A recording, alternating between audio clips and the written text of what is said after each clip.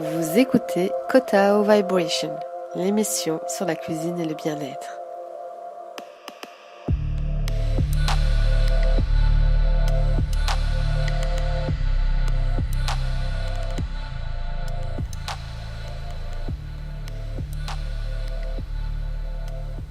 Bonjour Baldwin. Bonjour Anan. Bienvenue sur Kotao Cuisine et Bien-être. Bonjour à tous. Bonjour à tous. Alors Baldwin, tu es coach en alimentation et tu vas nous parler de cuisine. Oui.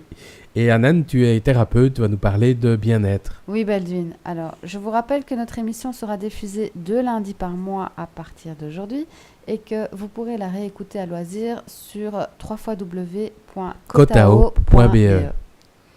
Alors Baldwin, quel est le sommaire de cette émission ? Alors, ce que nous allons découvrir, c'est la recette à base d'artichauts. On va faire une petite purée d'artichauts, très sympa. Ensuite, on va analyser les vertus de celui-ci. Le soin à la une cette semaine, c'est la sophrologie.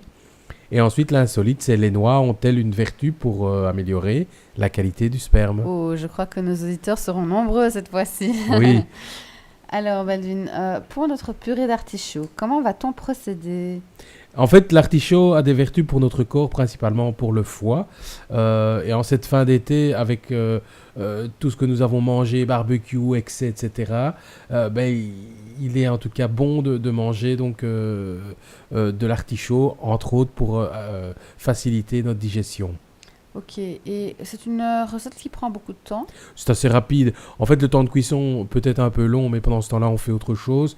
Sinon, réellement, ça passe de 10 à 15 minutes maximum. Ok, c'est facile à préparer ? Très facile.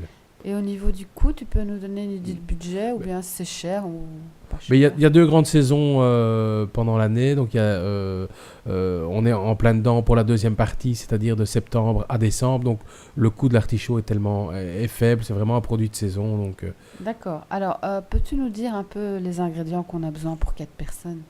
Alors moi je vous recommande d'acheter plutôt des fonds d'artichaut surgelés, ça garde plus la vitamine et surtout c'est très facile, il n'y a pas tout cet effeuillage à faire.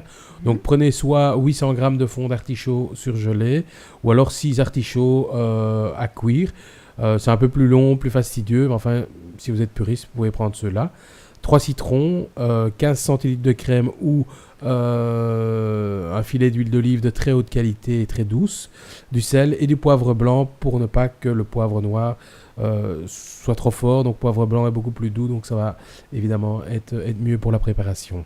Ok, et alors au sujet de cette préparation, comment va-t-on s'y prendre ? Alors c'est facile, vous prenez une casserole remplie d'eau salée et bien citronnée, vous placez soit les fonds d'artichaut dans la casserole, ou alors vous placez évidemment les artichauts complets et vous laissez à ébullition. Alors si c'est pour les fonds d'artichaut, il faut regarder sur le paquet parce que selon le diamètre du produit, ça va aller de 10 à 15 minutes maximum.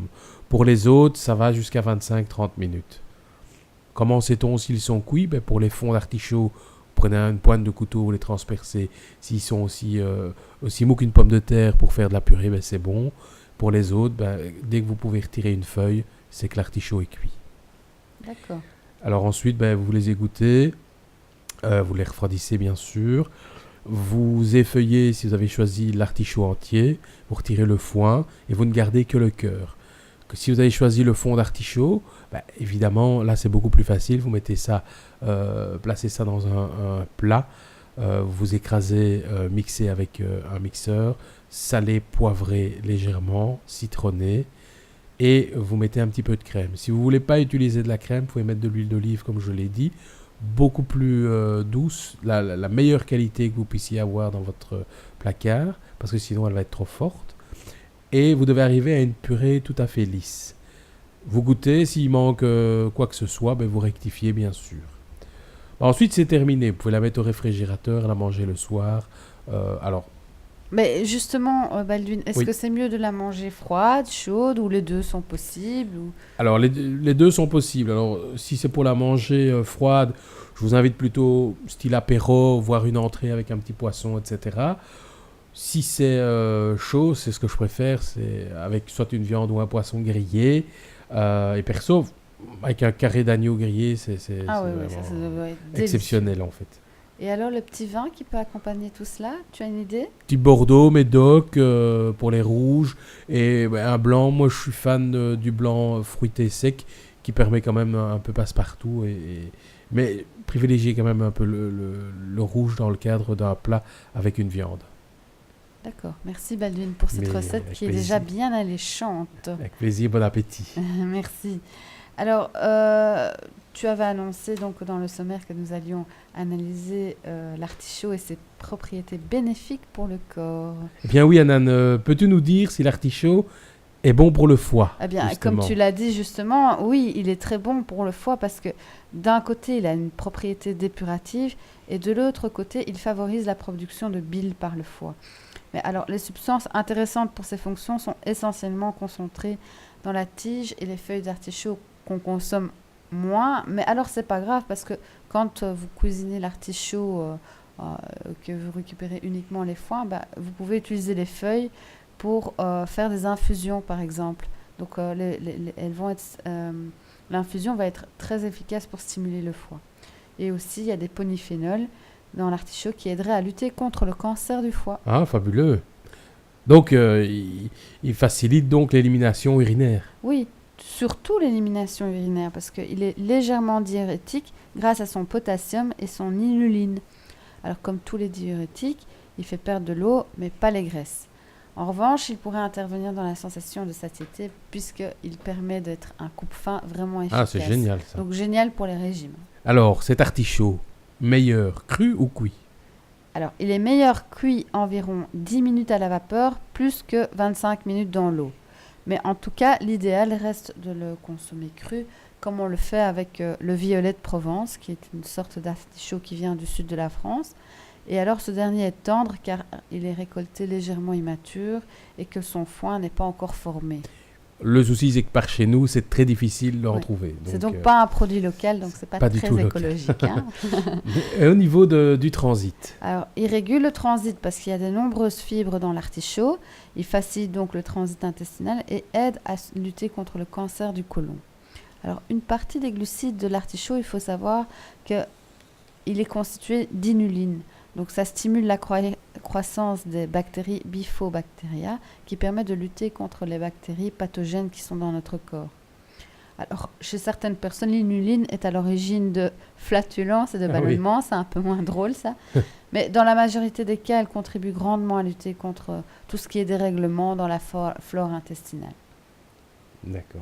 Est-ce qu'il est conseillé pour les femmes enceintes? Oui, bien sûr, parce que dans l'artichaut, il y a il est riche en folate. Donc, c'est une vitamine qui est très, très recommandée chez la femme enceinte. Et voilà. Donc, elles ont vraiment besoin de cette vitamine-là. Alors, mais maintenant, tu vas nous parler donc du soin bien-être à la une, pardon. La sophrologie, donc accès au pays des merveilles. Qu'est-ce que la sophrologie, Anan? Alors, la sophrologie, c'est une synthèse de techniques orientales, de méditation, de yoga, de relaxation occidentale. Et elle développe vraiment la conscience de façon à activer de façon harmonieuse le corps et l'esprit en chassant peur, stress, angoisse et tension. Donc c'est vraiment une technique de relaxation basée sur des exercices de respiration et de gestion de la pensée. Pardon. Donc elle plonge le sujet qui est en séance de sophrologie dans un état de semi-conscience et il peut alors se concentrer sur des besoins bien spécifiques. D'accord. Existe-t-il un domaine dans lequel elle est fortement conseillée? Bien sûr, oui. Il y a beaucoup de techniques sophrologie utilisées chez les sportifs de haut niveau. Ça les aide vraiment à bien se concentrer sur leur sport et à démarrer avec un certain bien-être dans les starting blocks. D'accord. Et quels sont les 4 grands principes de la sophrologie? Alors, en sophrologie, on a donc ces 4 axes. La respiration, on réapprend à vraiment se respirer calmement et profondément. Il y a la détente physique et psychique. Et on utilise beaucoup la visualisation, c'est-à-dire que le sophrologue va aider la personne à visualiser chaque partie de son corps en partant du haut du corps vers le bas du corps et il les aide à mieux ressentir chaque partie. Et alors le 4e axe, la pensée, eh bien, il y a vraiment un travail sur le lâcher-prise, de laisser passer comme ça les pensées qui arrivent et ne plus s'accrocher vraiment à une pensée spécifique et à laisser libre cours donc, au- au- à l'écoulement de ces pensées. D'accord. Et comment se pratique la sophrologie? Alors la séance de sophrologie se déroule assis ou allongé. On se détend physiquement par des exercices de respiration, de visualisation des parties du corps. Il n'y a pas de contact physique. Donc vraiment, le sophrologue est dans la pièce et il guide la personne mais sans la toucher. Et alors, au niveau du dialogue entre le sophrologue et son patient, c'est vraiment, on part du plus profondément par des exercices de concentration. On se sent lourd, si lourd, qu'on a l'impression d'être légèrement enfoncé dans le sol. On est dense, compact, plein.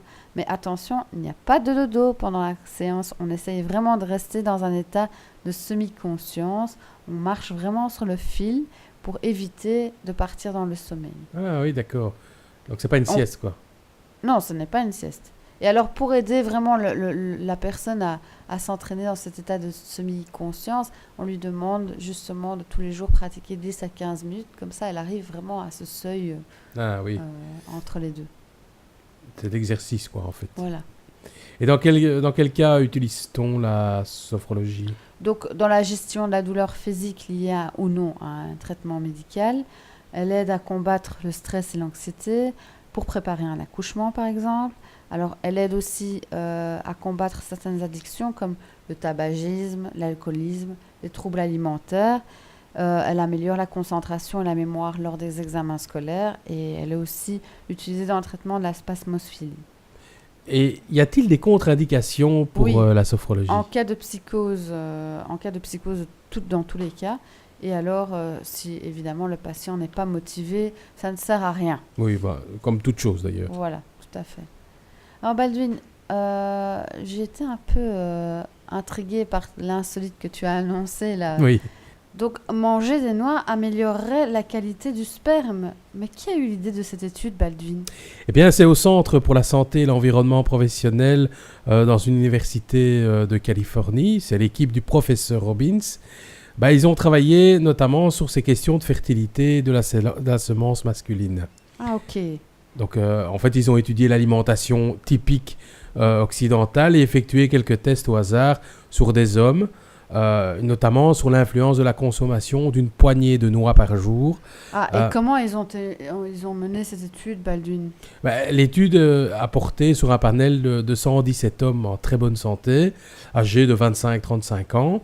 La moitié a mangé 75 grammes de noix par jour et l'autre pas.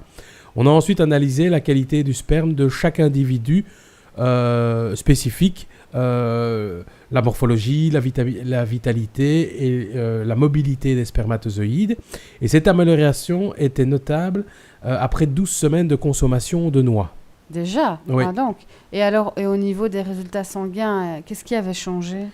L'étude a également montré que les taux d'oméga 6 et oméga 3 ont augmenté dans le sang des hommes qui avaient consommé donc les noix. Cela confirme en fait l'hypothèse que l'acide gras polyinsaturé a un rôle dans la fabrication du sperme. Ah oui, d'accord. Mais est-ce que ça veut dire que, par exemple, cette consommation de noix pourrait vraiment stimuler la fertilité des hommes? C'est vraiment la recette miracle? On ne sait pas. En fait, l'étude ne montre pas que Encore consommer... cette partie-là. Oui, voilà, que Ah consommer des noix est directement lié à la stimulation de la fertilité masculine. Donc, en fait, ça reste encore à démontrer. Mais enfin, manger C'est des déjà noix... intéressant. Donc. Oui, manger des noix pour la santé, ne fût-ce que pour augmenter le taux d'oméga 3 et oméga 6, c'est déjà excellent. bien. Ah oui, pour le D'accord. coup. Je tiens à préciser que les sources de l'étude seront bien précisées sur notre site kotao.be. Eh bien, merci Baldwin pour cette émission. Avec plaisir. Merci à vous Anan. tous Merci de à nous vous avoir tous. écoutés et rendez-vous pour notre prochaine émission le 29 septembre. À bientôt. À bientôt. Bye bye. Kotao Vibration vous remercie pour votre écoute. Rejoignez-nous sur notre page Facebook ou sur notre site internet www.kotao.be.